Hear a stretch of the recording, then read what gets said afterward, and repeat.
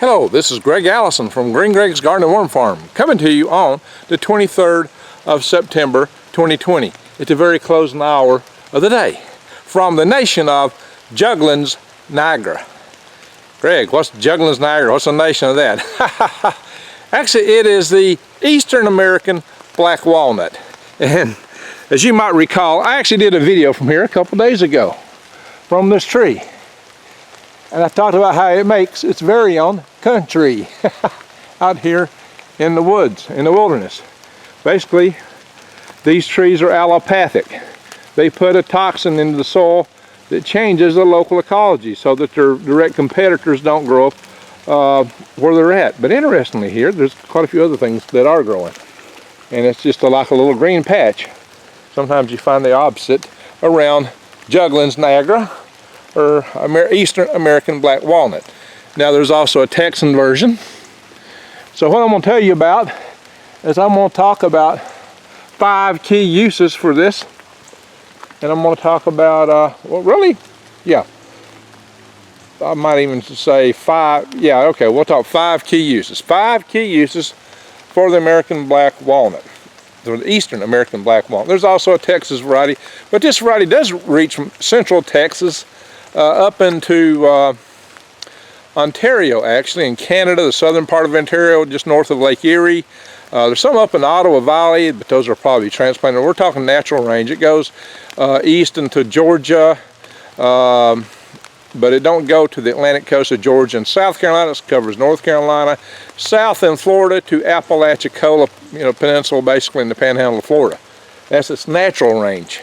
They are transplanted to Europe and the Pacific Northwest and a few other places. In fact, the biggest tree, I believe, is in Oregon. So that's kind of interesting, right? Of course, you might expect some big trees out there, right? So it's a very interesting tree. You can see the wood is deeply furrowed in the bark, and the leaves, well, let's see if we can find some leaves. They're way up there. This one don't have branches up. That one's another one. That's a little offshoot. You see those little branches, those leaves? We can zoom in on them.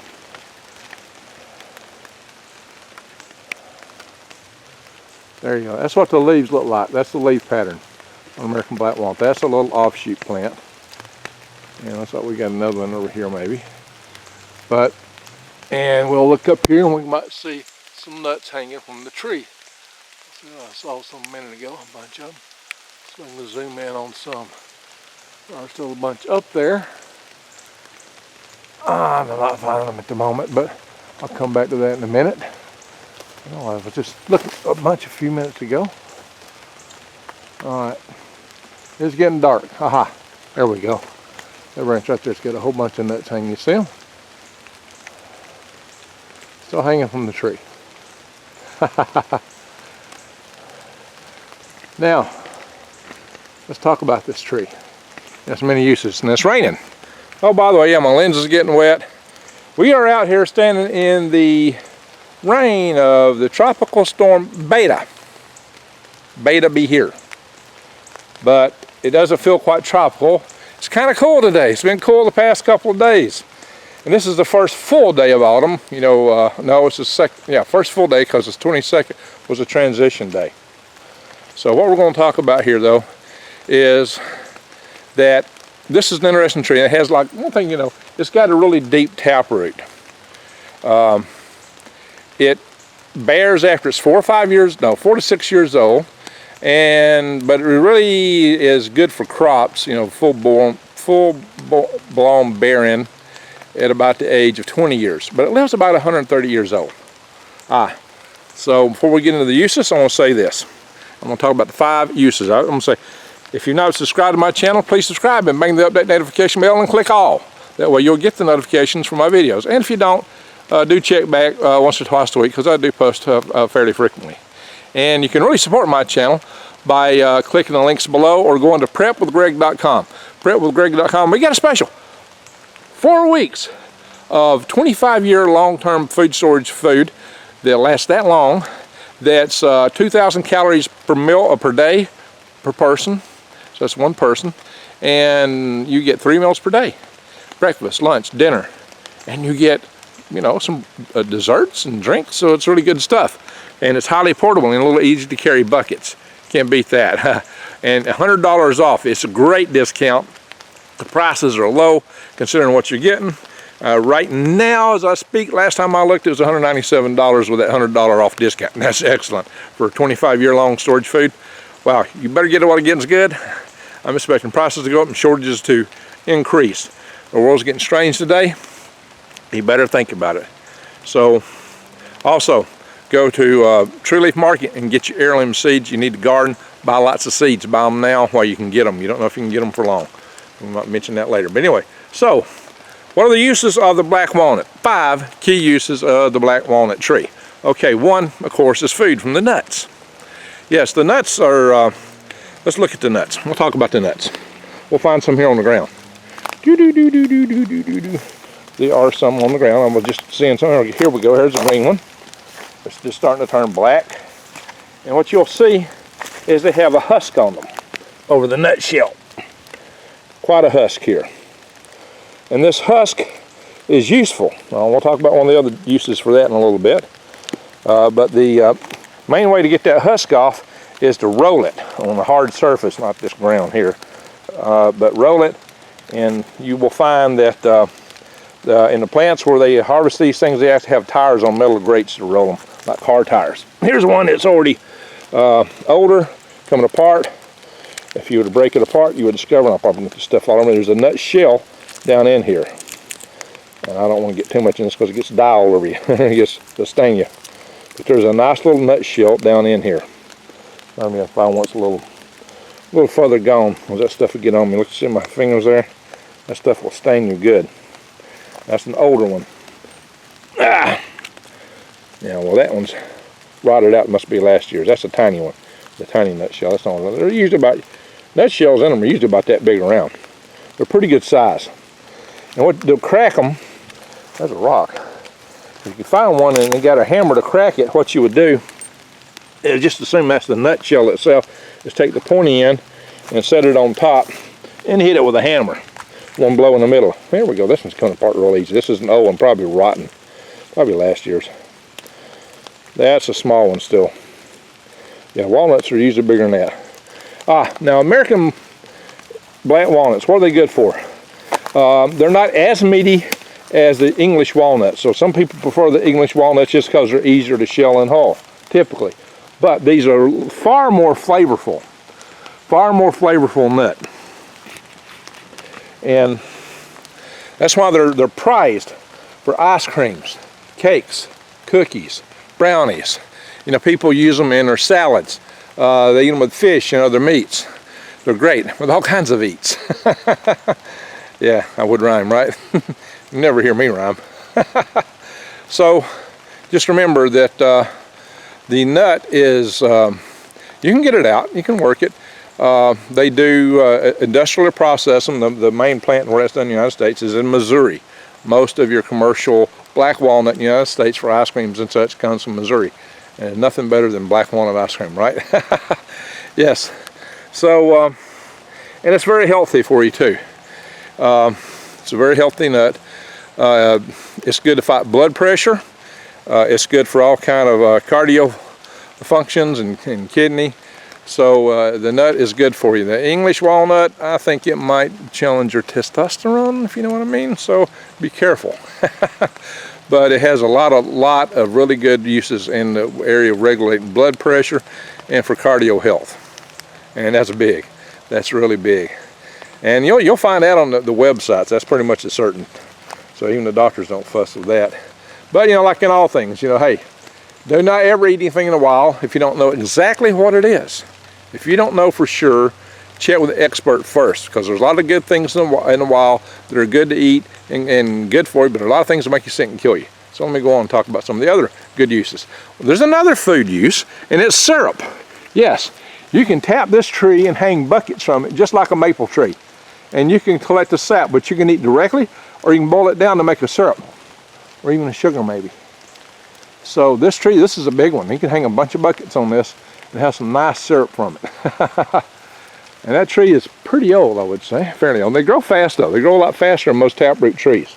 That's another characteristic of the American black walnut. And dye. You know, did you see me get my fingers a little bit brownish here? If you've ever seen walnuts hulls, when they fall on things, they typically mark them like concrete, cars. There's one of the husks right there. That's a black husk. And you know, the darker they are, probably the darker the dye. The settlers in this country actually would use them to dye their hair.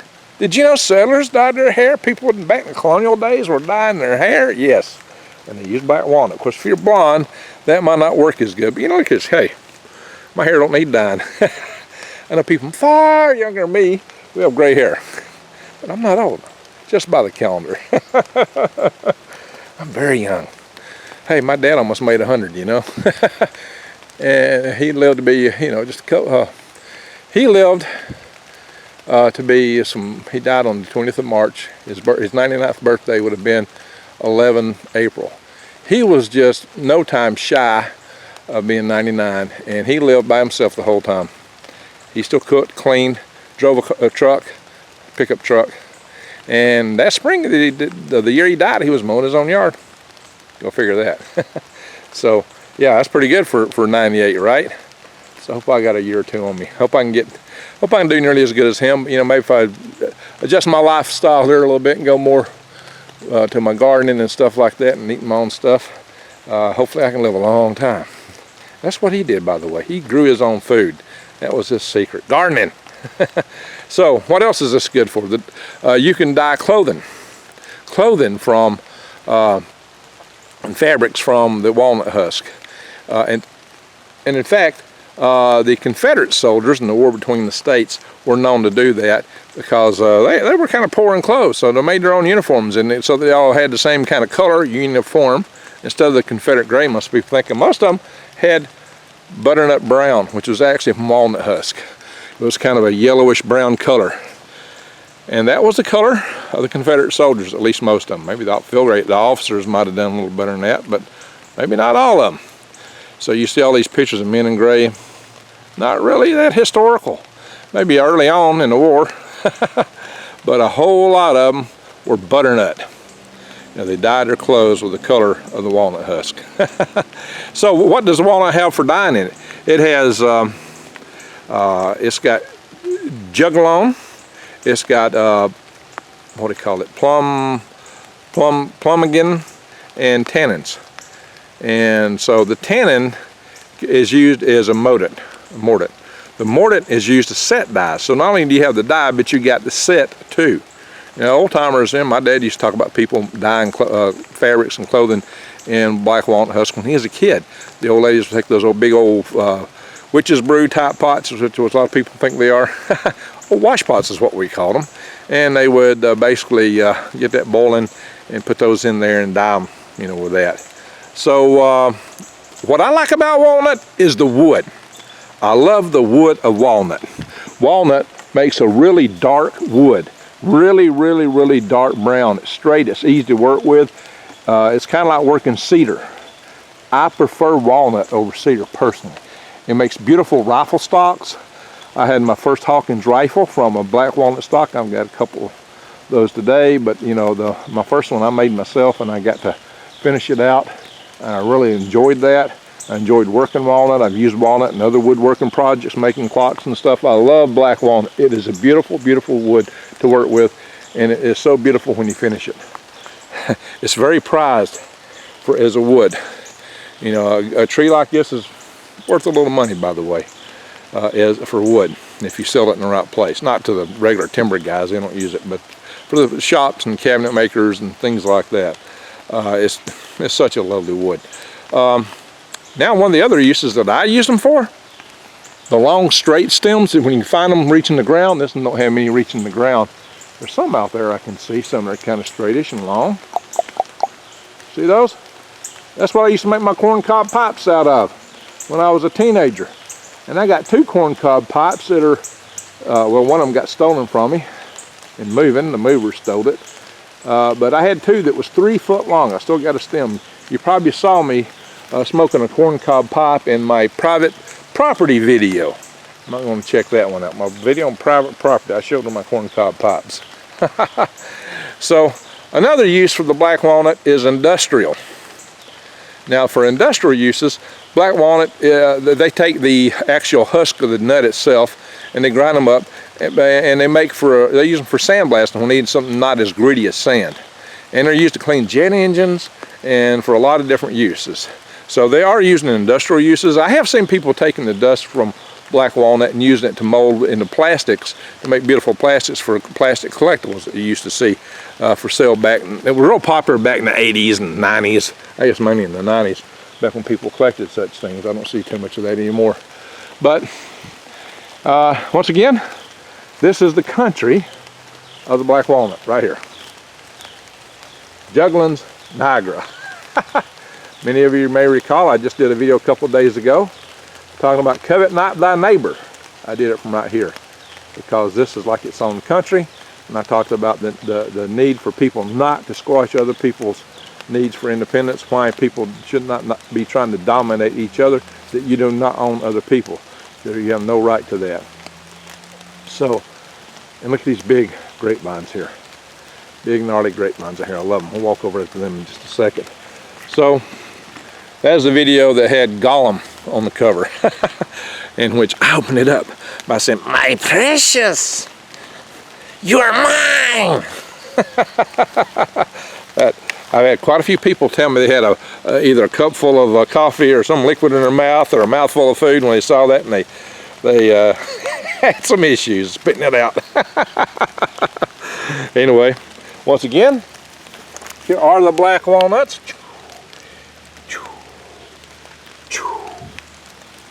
That's some nice moss here, right? And let's go over here and look at these big vines.